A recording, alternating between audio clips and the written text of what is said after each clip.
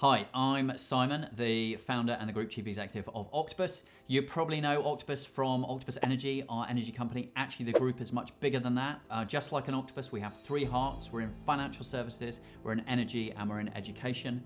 And from total startup in March 2000 to current day, we've built a group of companies turning over more than £16 billion. We have more than 12,000 employees.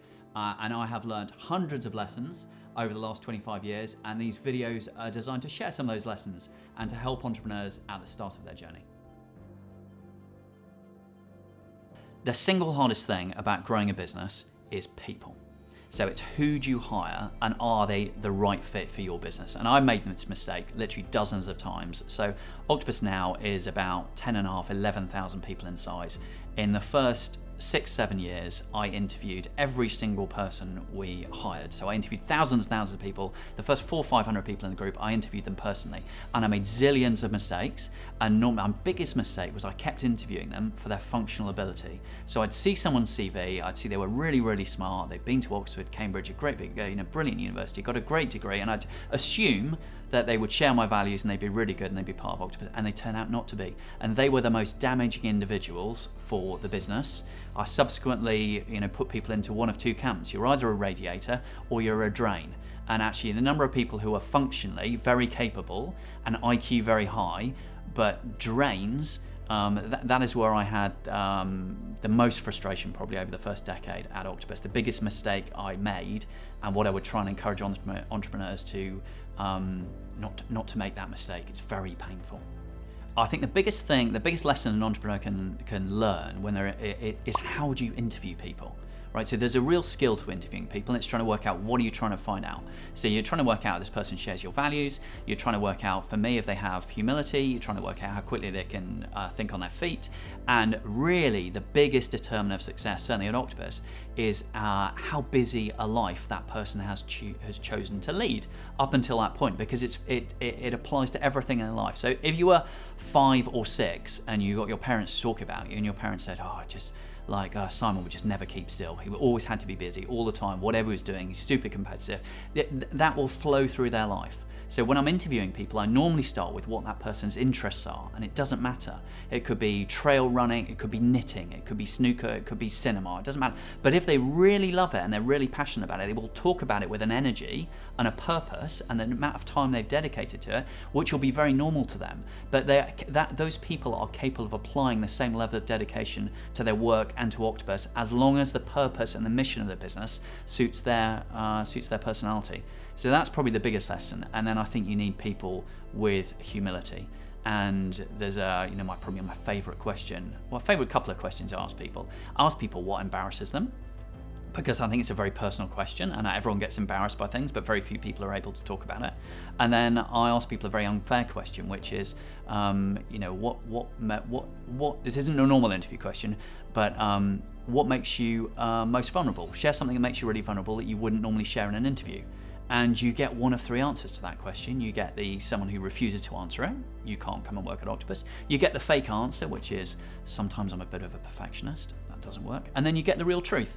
And it's just a recognition we're all human, we all have flaws. And people who are able to demonstrate those and talk about them, they perform better in teams, they have humility, they're vulnerable. And for me, vulnerability is a real strength because it makes you more human, which is what you want a business to be, fundamentally, to be more human. It took me about 5 years to work out how to interview people really well. And now when I say really well, put this in context, it means I'll get about 8 out of 10 people right.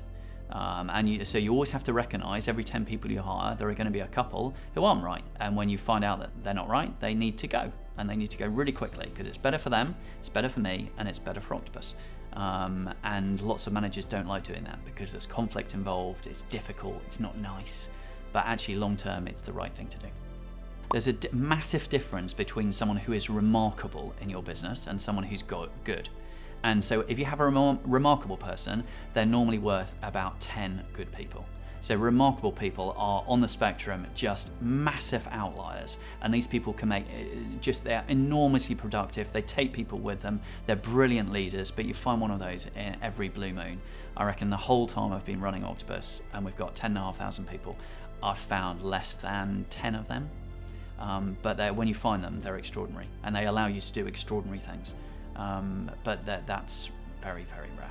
They are the people who are truly exceptional on almost every metric. So they understand people really well. So they can read people, they can manage people, they can inspire people, they communicate brilliantly. Communication is a really big part of leadership. They have enormous amounts of energy, so they tend not to get tired. And this is something I see in other people. So I've diagnosed myself with something called permanently disappointed syndrome. And permanently disappointed syndrome just means I always think whatever we achieve as a group, I always think we could get there faster and we could do more. And that's quite frustrating to some people because it's a difficult environment to work in. But when I find really exceptional people, I can see almost immediately they also suffer from PDS, permanently disappointed syndrome. And because it sets a bar for the people around them that this is achievable and this is possible. And even when you achieve something great, they'll celebrate briefly and they'll move forwards.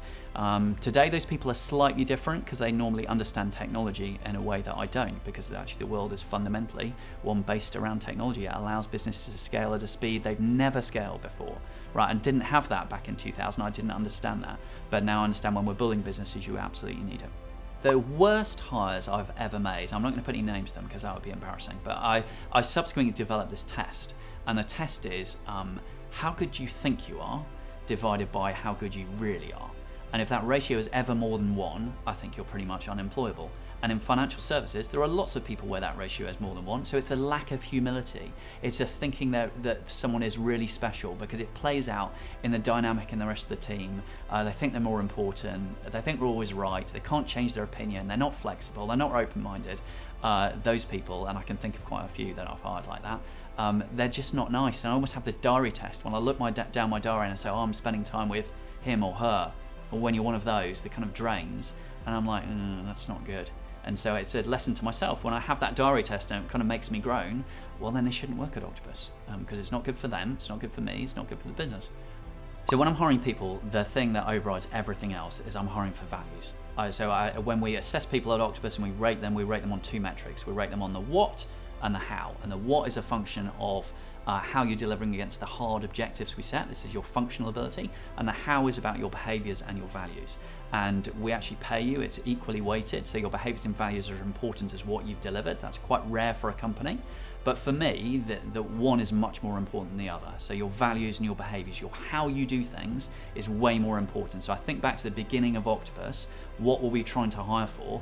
We hired just almost exclusively for the how, right? Because when you are a team of 3 and you need to get stuff done, I can't hire someone into a specific job that says you're joining to do this because we don't know what this is, right? And you need to be able to join a team and to be able to do a bit of everything. So your attitude and your values and your behaviors are so much more important than anything else. Now, this is a really big lesson for everybody because when entrepreneurs start, they think, oh my goodness, my product needs to be amazing. It needs to be so much better than everyone else's, and that's going to define my success. And even as companies grow up and they become really, really big, so you imagine you're sitting around the table of a FTSE 100, they will sit there and they will talk about outpricing, outsmarting, outmaneuvering, outcompeting the competition. Almost no one ever talks about outbehaving. Right? This is the number one thing you should remember if you're an entrepreneur. It's about behaviors. It's about how you make your customers feel. So that comes from the people you hire and their values. That is the single most important lesson you can ever learn. It is behaviors driven, it's values driven. Hire people that reflect that. Because actually, if you make your customers feel absolutely brilliant, they will come back to you time and again. And just stop and ask yourself the question, how many companies you interact with every single day make you feel like that? Right? Almost none. This is the weird thing about companies. They are borderline sociopathic. They're so self-interested, they're so selfish that they've forgotten the world they're part of, right? So if you want to build a business, that's what you need to start with. You need to start with your customers. You need to think about how you're going to make them feel, and that comes from hiring people who are wired that way. They have understanding, they have empathy. Kindness is a massive attribute in the people you hire and the business you should build, right? That is a point of differentiation. That's how you can build something that's really, really big and really, really successful.